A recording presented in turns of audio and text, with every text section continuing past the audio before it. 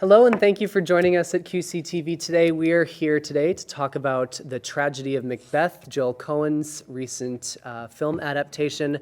This is based on an obscure 17th century playwright by the name of William Shakespeare. Back in 1623, the Tragedy of Macbeth was published in the UK. Since then, it has been adapted over 20 times for the screen. Here with me today to talk about Macbeth is a man who himself played Macbeth, Mr. Luke Schroder. Hello. Luke, thank you for being here. My pleasure. So I just want to talk about, this story has been around for centuries. It's seen many, many adaptations. This, like I said, I think it was the 22nd or the 23rd. Some other notable adaptations dating back to the silent film era are Orson Welles in 1948, Roman Polanski directed a version in 1971, Ian McKellen and Judi Dench started an adaptation in 1979, and the Royal Shakespeare Company with Patrick Stewart produced a version for TV in 2010, and most recently, Michael Fassbender starred in a 2010 film adaptation as well. This version is directed by Joel Coen, as I mentioned. He's a Minnesota native, and he is one of the two Coen brothers. Such films as Fargo, No Country for Old Men. They are legends of Hollywood at this point. Luke, I'm going to turn it over to you initially. What did you think about this adaptation? I thought that this version of Macbeth was masterfully crafted. I thought it executed well on all levels, addressing every type of movie medium successfully, whether it's cinematography, whether it's acting choices, whether it's choices of sound and the use of CGI. I think they were all done masterfully. Yeah, I would agree with you. I think that this was an extremely beautiful film. From the first frame, it's very, very striking. The film is in black and white. It's shot in 4:3, which is an unusual aspect ratio for today's cinema. And the set design is extremely sparse, which is why we're shooting on this particular set right now, to sort of reflect the way that the movie looks. It sort of looks like it's on a giant sound stage, and that's obviously a deliberate creative choice. It actually looks to me a lot like a movie from the 30s or the 40s.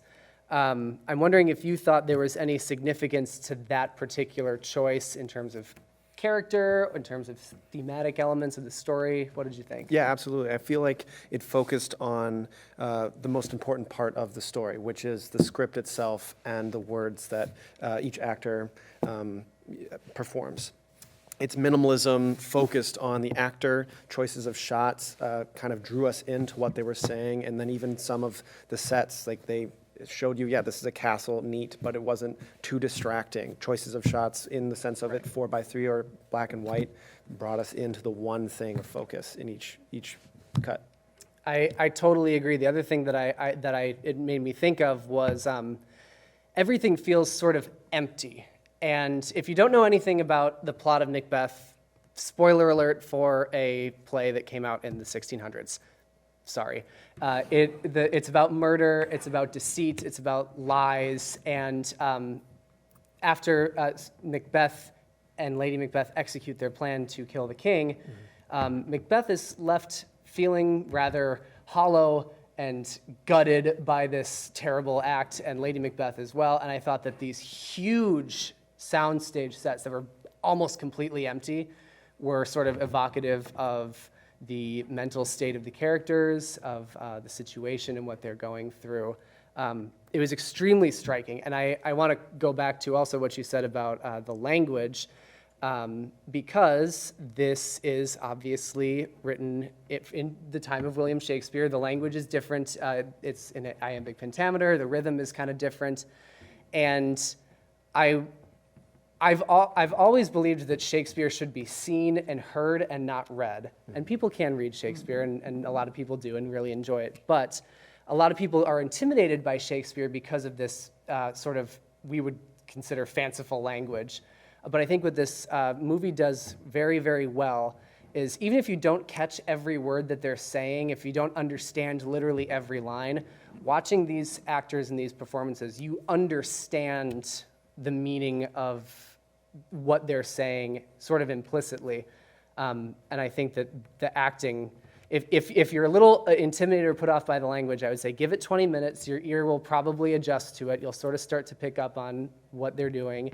And then the acting is so incredible where even if you were to miss 2/3 of every word spoken, you would still understand sort of what's going on and what these characters are going through. I would agree. It kind of it's more of a hint for what the actors should be doing in terms of their performance. The actors themselves are going to be studying the script, going to be focusing on the feeling that they should be feeling in that specific moment. And it's a cue for the actors then to portray physically and outwardly for us to understand how they should be doing in that moment as a character.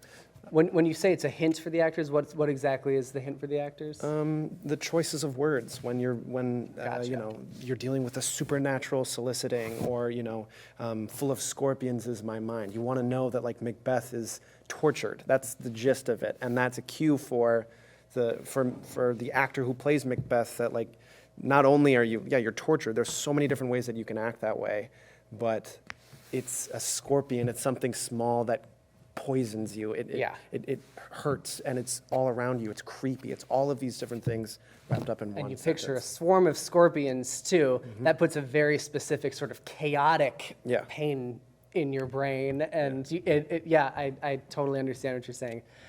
So speaking of performances and actors, this movie stars Denzel Washington as Macbeth and Frances McDormand as Lady Macbeth. They are astonishing. Incredible. They give incredible performances. I would not be surprised if one or both of them is nominated for this film in one way, shape, or form for the Academy Awards. Actually, Oscar nominations come out tomorrow, so I'll hedge my bet. Okay. And I'll say if I was right or wrong in a graphic here. Yep. I would agree. I think both Denzel Washington and Frances McDormand give fantastic performances, but I think the best performance of this film was played by the witch. It was an excellent casting choice, and it was a good use of character where instead of 3, you're working with 1 and the voices and that Yes, sort of thing. so all 3 witches were played by one actress, which is, her name is Catherine Hunter. She has a lot of minor film and television roles to her name. What I knew her from was she plays Mrs. Figg in Harry Potter and the Order of the Phoenix. And you placed her before I did. I knew she was from Harry Potter, but I couldn't figure out who she was. But she is terrifying. Yeah. And we were speaking a little bit before. The witches have a lot of very famous lines, double, double, toil and trouble, and the fog and filthy air, and all this. By the pricking of my thumbs, something wicked this way something comes. wicked this way comes, exactly. And there's many ways to play the witches. Sometimes, while their message is always very serious, sometimes they're played up comedically, sometimes they're more stoic, and in this, they're just She's terrifying. She's terrifying. Catherine Hunter, or perhaps a body double, I'm not sure, contorts her body in horrifying ways. She's, especially on these empty sets, her presence is so unsettling. Yeah, she's literally and figuratively twisted. Exactly. Oof. And when she appears, something wicked is coming. That stuff's about to go down.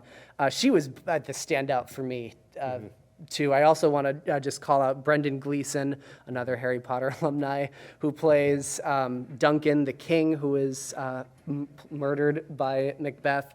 And Corey Hawkins as Macduff, I thought, was also another standout. He also gave an amazing performance in The Heights earlier this year. He's very, very talented. Yes, he is. And I was excited to see him in this. He has a climactic duel with Macbeth at the end that was very, very simple, but very, very effective. I don't want to say too much about how they actually accomplished it, but it was kind of shocking, a little bit brutal. I've seen this show, 10 plus times, whether on screen or on stage, and even I was still gasping at the moment that Macbeth is defeated. I know. We both went, But I thought it was really well done. Everything was particular and just brutal in the sense of what we saw on screen to the choice of how they battled and dueled until that very final moment. So just excellently done all around. One more particular sequence I want to call out as being especially effective was towards the end, a large army is amassing Macbeth's castle. And to sneak up the castle, they disguise themselves with foliage and leaves and branches and sort of like slowly creep towards the castle under the cover of all this like forest roughage. And we see them with leaves and branches in their hands marching up towards the castle. And then there's a moment where Macbeth opens up a window. He's sitting alone in his throne room. He opens up a window and leaves just come flying in. And it's a beautiful, beautifully shot moment, and he just sort of slumps down onto the throne. Leaves are falling all around him in this big hall. He's overwhelmed. And you know he's completely been overwhelmed. Yeah. And without showing a frame of sword fighting, without getting into the Game of Thrones of it, which would be cool and has been done in other adaptations, this was just 2 seconds. You know exactly what's happened, and you know how dire his situation has become. I thought it was very, very, very effective, and I was like, oh shoot, I wish I'd thought of that.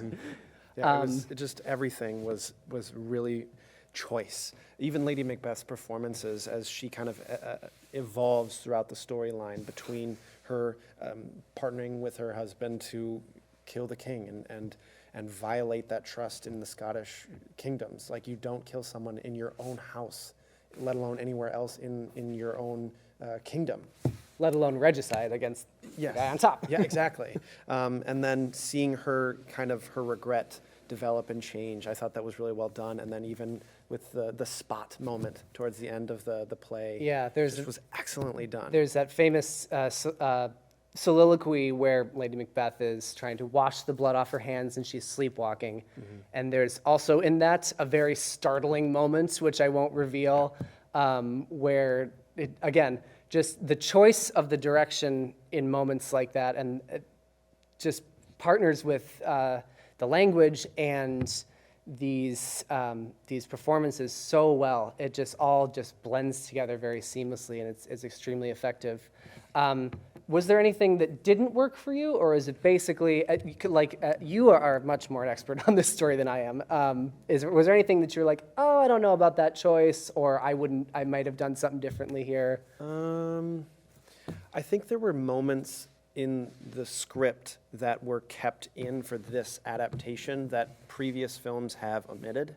For example, like the servant coming to address the door and going through his whole monologue about basically whiskey's bad for anyone to drink. Like, that's supposed to be the one comedic moment throughout the story to kind of add a little pacing, being as we just saw King Duncan be murdered, and we're about to find out that he was. And there's this unnecessary comedic bit that was meant for the entertainment of the people who are seeing this live, a couple years ago. Right. And so I think including that in this version to stay true to the script wasn't necessary. But other than that, I just really thought that this film was really well done. One thing that I forgot to mention is this is actually a really short adaptation. It clocks in under 2 hours. It's efficient. It uses its screen time very, very well. Shakespeare, I guess I haven't seen Macbeth enough to know how long it usually runs, but like Hamlet can go over 4 hours. Yeah. Shakespeare tragedies are quite long and dense, and I think that it made very good use of its screen time. One note that I had that I asked you about was Lady Macbeth's character turn towards the middle of the film feels like it happens very, very, very quickly.